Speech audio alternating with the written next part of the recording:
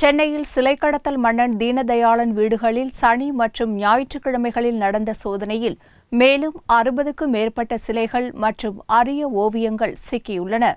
ஆந்திராவைச் சேர்ந்த தொழிலதிபரும் சிலை கடத்தல் மன்னனுமான தீனதயாளன் வசிக்கும் சென்னை ஆழ்வார்பேட்டை முரேஸ் கேட் சாலையில் உள்ள வீட்டில் கடந்த மாதம் 31ஆம் தேதி முதல் 3 தினங்கள் சிலை கடத்தல் தடுப்பு பிரிவு போலீசார் சோதனை நடத்தினர். இந்த சோதனையின் போது 71 கற்சிலைகளும் 49 ஐம்பொன் சிலைகளும் 75 அரிய வண்ண ஓவியங்களும் பறிமுதல் செய்யப்பட்டது. இதைத் தொடர்ந்து ஆழ்வார்பேட்டை வீனஸ் காலனி 2வது தெருவில் தீனதயாளனின் மற்றொரு வீடு மற்றும் குடோனிலும் சனிக்கிழமையன்று சோதனை மேற்கொள்ளப்பட்டது.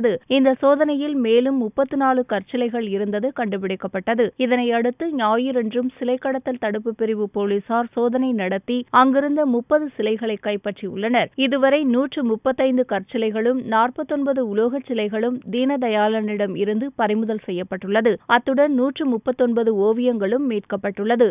இதுவரை பறிமுதல் செய்யப்பட்ட சிலைகளின் மொத்த மதிப்பு 100 கோடி ரூபாயை தாண்டும் என்றும் கூறப்படுகிறது. பறிமுதல் செய்யப்பட்ட சிலைகளை தொல்லியல் துறை அதிகாரிகள் ஆராய்ந்து வருகின்றனர். அவர்களின் ஆய்வுக்கு பிறகே சிலைகளின் உண்மை மதிப்பு தெரியவரும்.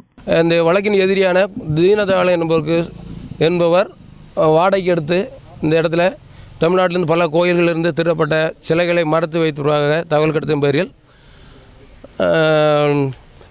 நீதிமன்றத்திலிருந்து சர்ச் வாரண்ட் பெறப்பட்டு நேற்று இன்றும் ideal wing CID IGP sir திரு பொன்மாணிக்கவேல் சார் தலைமையில் இந்த 2 இடங்களில் டிஎஸ்பி 3 டிஎஸ்பி சேர்ந்து சோதனை நடத்தப்பட்டது. அவர்கள் தலைமையில் அவங்க குழுக்களாக சோதனை நடத்தினார்கள். இந்த 2 இடங்களில் நடத்தப்பட்ட சோதனைகளில் 159 கற்சிலைகளும்